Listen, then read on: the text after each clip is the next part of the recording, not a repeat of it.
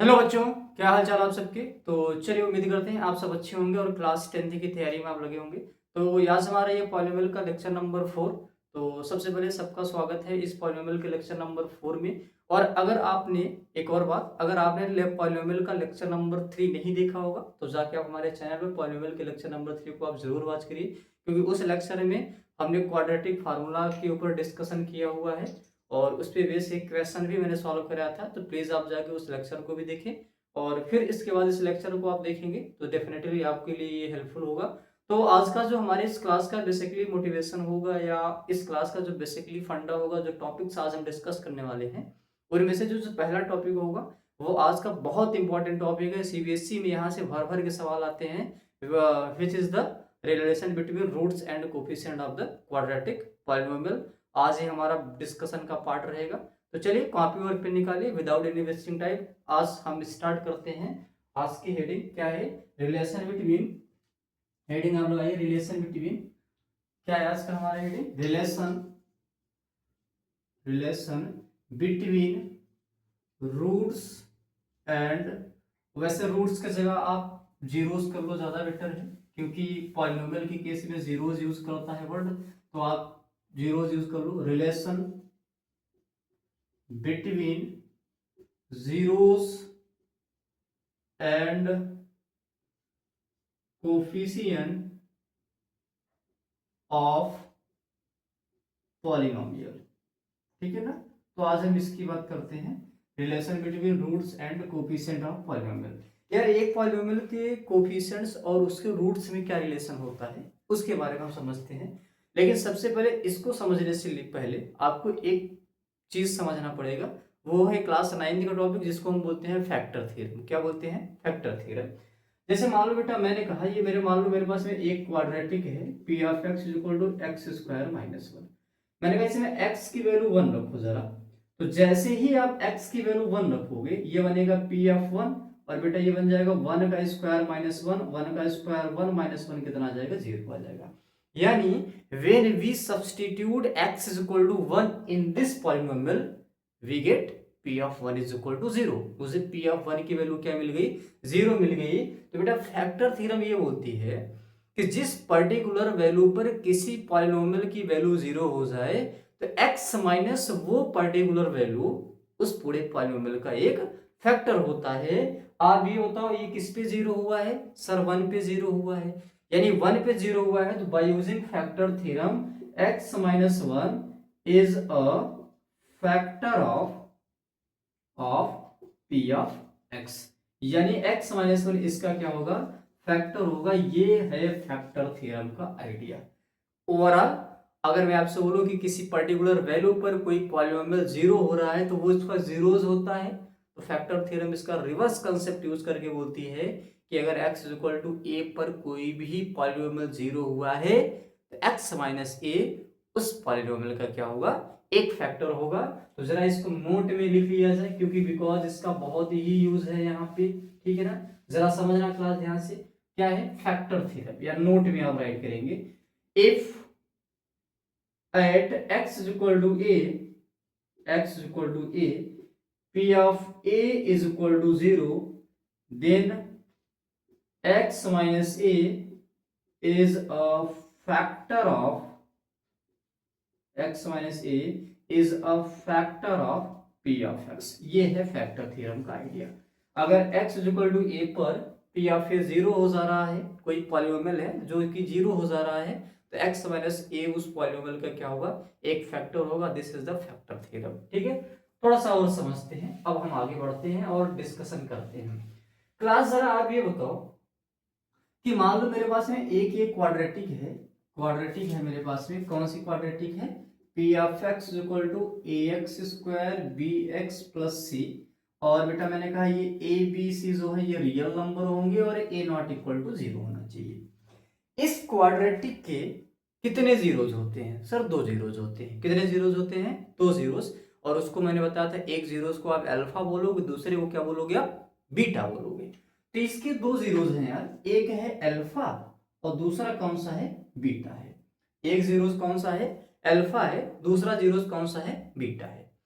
अब अगर अल्फा इसका जीरोज है तो क्या जब इसके अंदर हम अल्फा सब्स्टिट्यूट करेंगे तो पी ऑफ अल्फा जीरो हो जाएगा, हाँ या ना, बोलो। पी ऑफ अल्फा क्या जीरो हो जाएगा? बिल्कुल जीरो हो जाएगा। लेकिन जब इसके अंदर हम बीटा रखेंगे तो क्या पी ऑफ बीटा भी जीरोज हो जाएगा? भाई पी बीटा तो जीरोज है ना, तो पी ऑफ बीटा यानी एक्स की जगह पे हम जब बीटा रखेंगे तो ये पी ऑफ बीटा भी क्या हो जाएगा? जीरो हो जाएगा। हम इसका रिवर्स कंसेप्ट यूज करेंगे।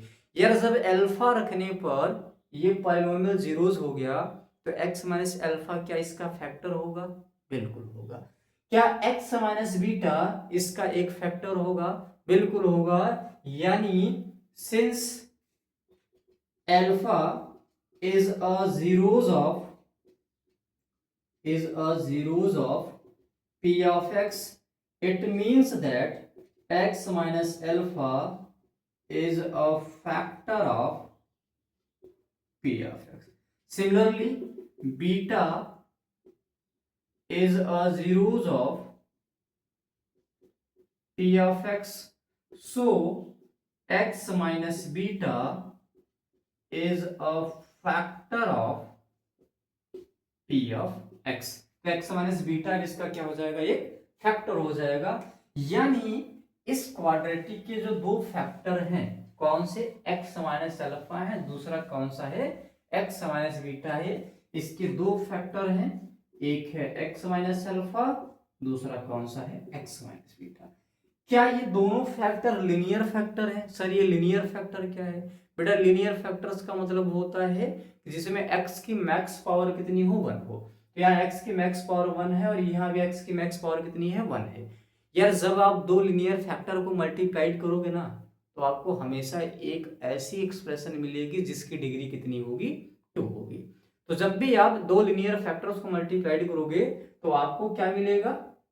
एक हमेशा क्वाड्रेटिक मिलेगी। यानी यार अगर मैं x माइनस अल्फा और x माइनस बीटा को मल्टीप्लाइड कर दूं तो मुझे p ऑफ x मिल जाना चाहिए।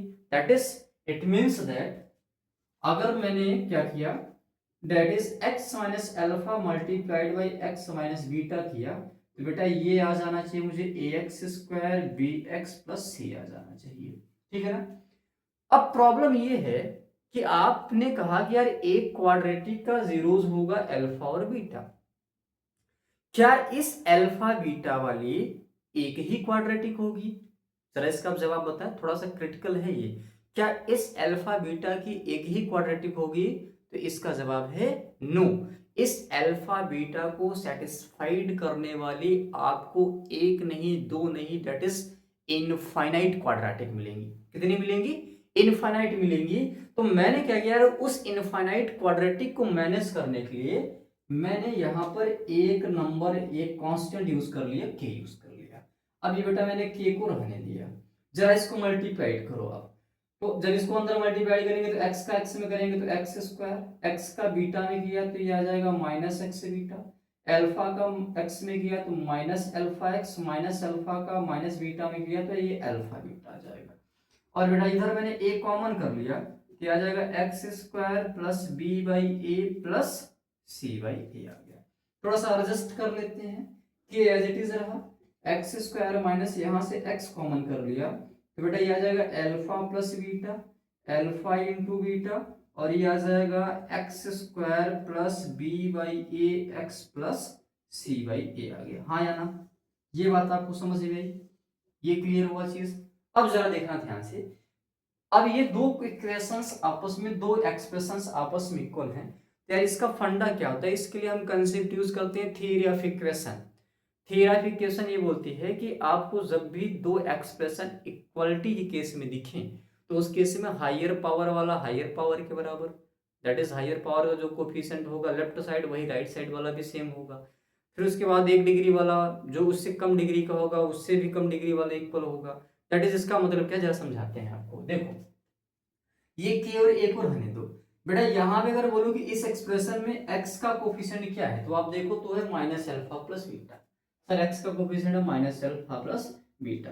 यहाँ पे x का कोफिशिएंट कौन है? b बाई ए है। कौन है? b बाई ए। तो बेटा यहाँ से अल्फा प्लस बीटा क्या हो जाएगा? माइनस b बाई ए। अब ये सर b क्या है? तो जरा देखो क्या b इस क्वाड्रेटिक का x का कोफिशिएंट है? जरा आप ए को देखो, क्या इस क्वाड्रेटिक के एक्स स्क्वायर का कोफिशिएंट है, तो हम इसको लिख सकते हैं minus coefficient of x divided by coefficient of X square. ठीक है। सिमिलरली जरा बेटा अल्फा और बीटा को वॉच करो, क्या इस अल्फा और बीटा के प्लेस पे यहाँ सी बाई ए लिखा है? बिल्कुल। तो अल्फा इंटू बीटा बराबर क्या आ गया? सी बाई ए। सी क्या है सर? ये है कांस्टेंट टर्म, कांस्टेंट टर्म, और डिवाइडेड बाई ए क्या है? कोफिशिएंट ऑफ एक्स स्क्वायर है। This is the alpha plus beta और alpha into beta.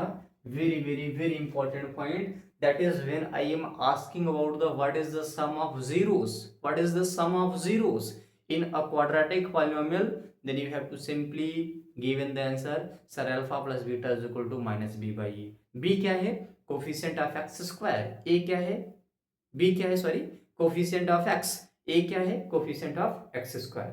And similarly when I am asking about the what is the product of zeros, that you have to simply say that product of zeros is the alpha into beta, and alpha into beta is the c by a। c is the constant term and a is the coefficient of x square। very very very important point, you have to note it down। इसको आप दिमाग में जरूर रखिए। ठीक है ना? चलिए आगे बढ़ते हैं जरा।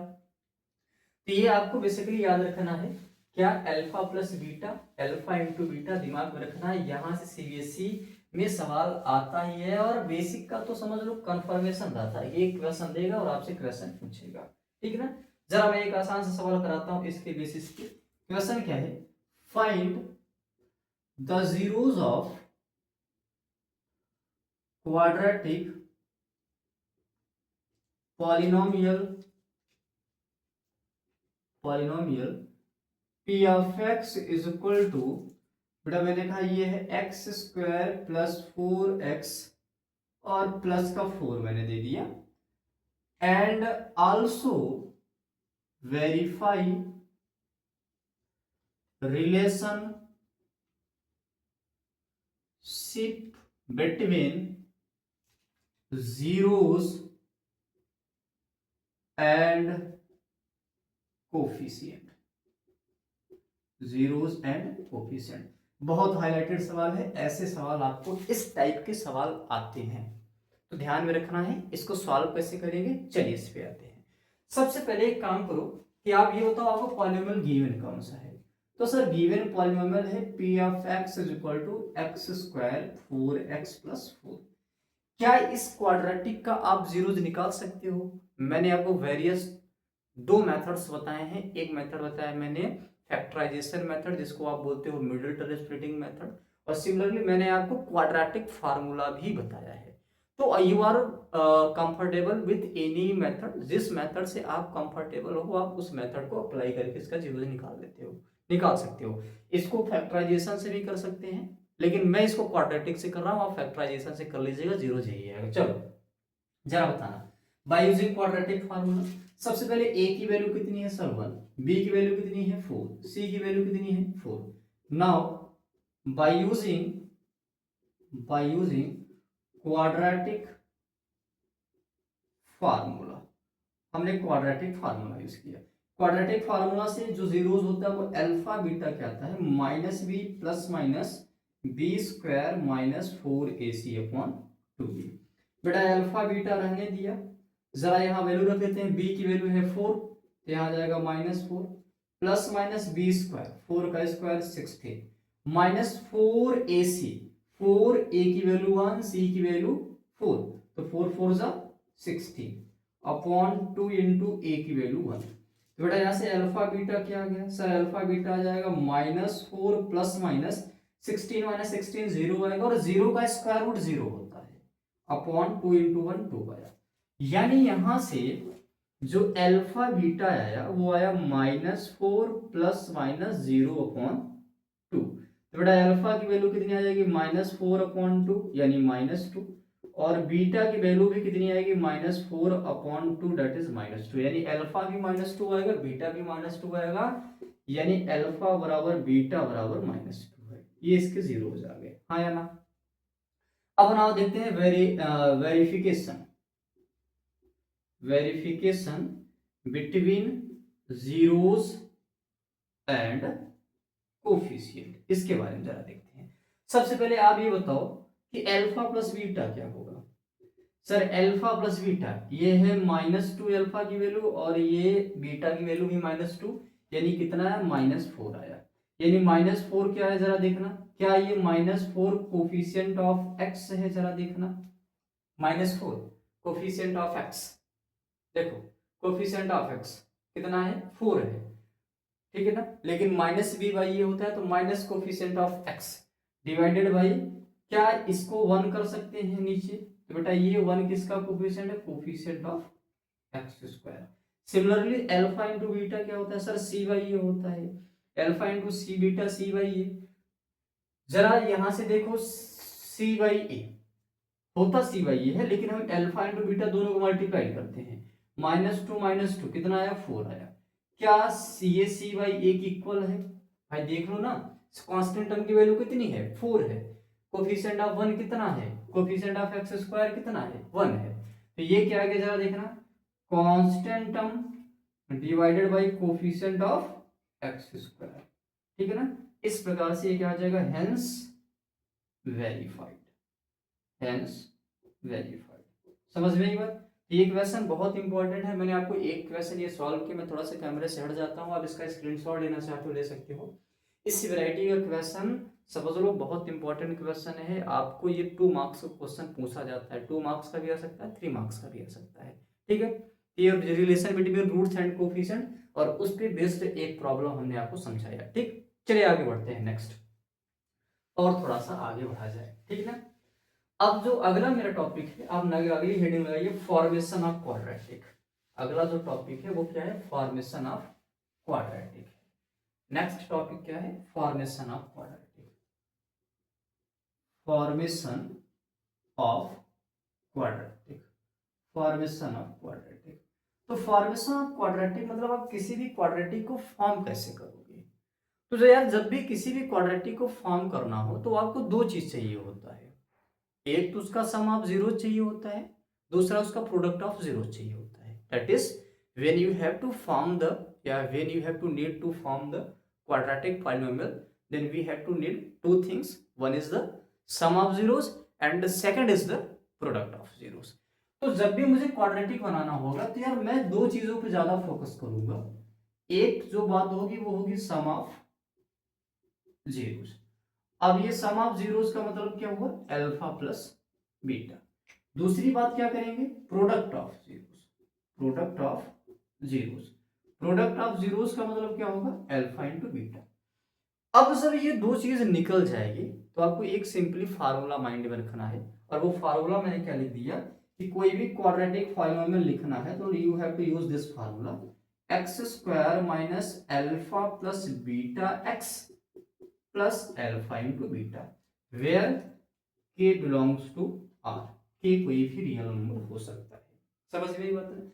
अब इसको मैं वर्ड में अगर लिखना चाहूँ तो कैसे लिख सकती हूँ, K times of X square alpha plus beta क्या है, sum of zeros multiplied by X plus alpha into beta क्या है, प्रोडक्ट ऑफ जीरोस है, प्रोडक्ट ऑफ क्या है, जीरोस है।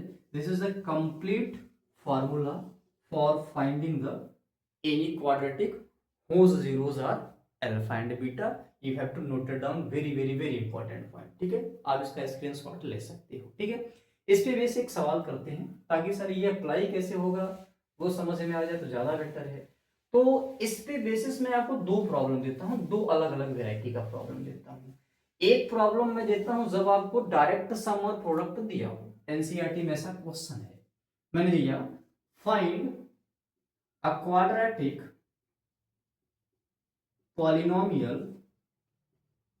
polynomial whose sum and product of zeros are -4 and 2 respectively. तो -4 और 2 इनके मैंने सम दे दिया और प्रोडक्ट दे दिया। तो क्वेश्चन को डिकोड करो पहले आप, क्या क्या इंफॉर्मेशन गिवन है। सर पहले तो इन्होंने कहा है सम ऑफ जीरोस दिया है। सम ऑफ जीरोस का मतलब होता है alpha plus beta. Alpha plus beta कितना है? -4। फिर product of zeros alpha into beta कितना दिया है? 2 दिया है। अब अगर मुझे वो क्वाड्रेटिक बतानी हो यार जिसकी सम ऑफ जीरोस जो है वो -4 है और alpha into beta that is product of zeros कितना है? 2 है, तो we have to use simply formula. Now by using formula, कौन सा फार्मूला मेरे पास में? Polynomial P of x equal to K times of X square minus alpha plus beta x plus alpha into beta. Now you have to directly substitute the value of alpha plus beta and alpha into beta, that is x square minus alpha plus beta sir -4 plus alpha into beta 2 है। तो बेटा ये solve करो जरा। X square minus minus plus 4x plus 2, this is the quadratic whose zeros, whose sum of zeros are -4 and the product of zeros are 2। अगर आप इसको verify करना चाहते हो तो आप इजीली कर सकते हो। ये रहा इस क्वेश्चन का solution. Let we discuss the one more variety. एक और वैरायटी की बात करते हैं। इस वाले वैरायटी में डायरेक्ट आपको सम ऑफ जीरोस और प्रोडक्ट ऑफ जीरोस गिवन था। अब जब आपको एक और वैरायटी दे सकता है जिसमें जीरोस दिया हो, क्या दिया हो? जीरोस दिया हो। जैसे क्वेश्चन देखो ध्यान से आप, मैंने कहा find a quadratic expression, quadratic expression whose zeros are 2 and 3 respectively, यानी कि जीरोस क्या हैं? 2 और 3 हैं। तो सबसे पहले तो आप जरा इस क्वेश्चन को डिकोड करके समझो क्या बोलना चाह रहा है ये। यार इस क्वेश्चन में आपको जीरोस दिया है, दैट इज अल्फा दिया है और क्या दिया है? बीटा दिया है। तो आप ये बताओ अगर आपको अल्फा और बीटा दिया है तो क्या आप अल्फा प्लस बीटा नहीं निकाल पाओगे? क्या उनको आप ऐड नहीं कर पाओगे? और अगर आपको क्या अल्फा और बीटा दिया है तो क्या यार अल्फा इंटू बीटा नहीं निकाल पाओगे? सिंपली मल्टीप्लाइड, दोनों को मल्टीप्लाइड करो। तो ना हो, आगे बढ़ते हैं। Given that alpha is equal to 2 and beta is equal to 3। अब आपके दिमाग में चल रहा होगा सर बीटा को भी तो 2 मान सकते थे। मान लो यार, कोई दिक्कत नहीं, बीटा को 2 मान लो आप, कोई समस्या नहीं। सर अल्फा को 3 तो मान सकते थे, मान लो, कोई समस्या नहीं। चाहे आप किसी भी ऑर्डर में मान लीजिए, कोई भी प्रॉब्लम नहीं होने वाली है। नाउ फिर मैंने निकाला sum of zeros. Sum of zeros क्या होगा sir? Alpha plus beta which is 2 plus 3 कितना आ जाएगा? 5 आ जाएगा। फिर मैंने निकाला product of zeros, product of zeros.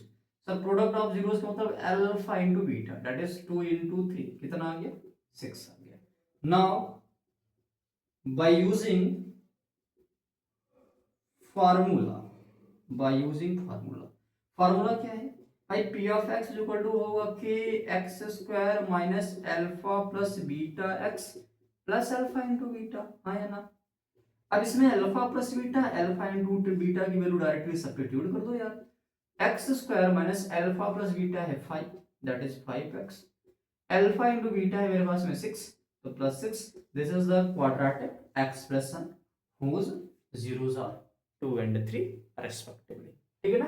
तो आई होप ये चीज आपको समझ में आई होगी। अब मैं आपको 2-4 क्वेश्चन दे देता हूं, आप उसको कमेंट बॉक्स में उसके आंसर्स, और हो सकता है एक क्वेश्चन आप कमेंट बॉक्स में ना टाइप कर पाए तो आप उसको अपनी कॉपी में, आप अपनी स्कूल वाली कॉपी में आप इसको कर लीजिएगा। ठीक है ना? चलिए, एक क्वेश्चन क्या है? Find the zeros of quadratic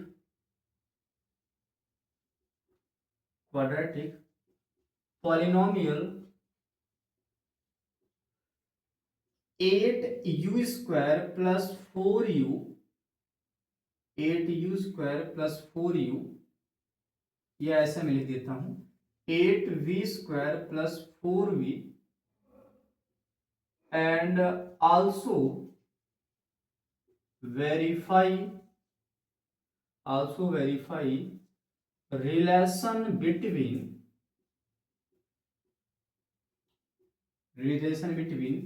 zeros and it's coefficient, it's coefficient. एक सवाल तो ये है। दूसरा क्वेश्चन क्या है, find a quadratic polynomial whose sum of zeros and product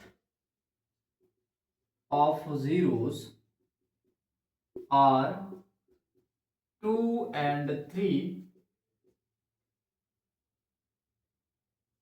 respectively। ठीक, एक और question, find a quadratic polynomial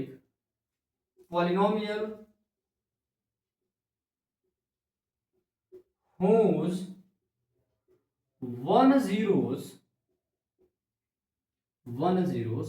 is 2 minus root 3,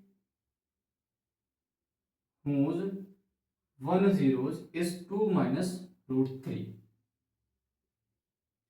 बस इतना ही देता हूँ। ये क्वेश्चन थोड़ा सा अच्छा है, मैंने केवल एक जीरोस दिया है, अब आपको क्वाड्रेटिक निकालना है, ठीक है ना। तो आई होप ये सवाल आपको आप करेंगे, मैं आशा करता हूँ कि आप ये सवाल सारे करेंगे, ठीक है ना। और मैं ये भी आशा कर रहा हूँ कि आपको ये लेक्चर अच्छे से समझ में आया होगा। तो बेसिकली इस लेक्चर में हमने 2 टॉपिक का डिस्कशन किया और ये बहुत इंपॉर्टेंट टॉपिक्स हैं। कौन कौन से टॉपिक का डिस्कशन किया, relation between roots and coefficient, and second is the formation of quadratic, ठीक है।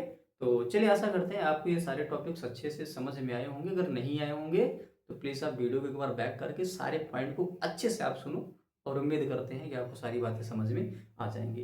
तो ठीक है क्लास, चलिए आज की क्लास को यहीं पे समाप्त करते हैं, ठीक है। थैंक यू एवरीवन, ठीक।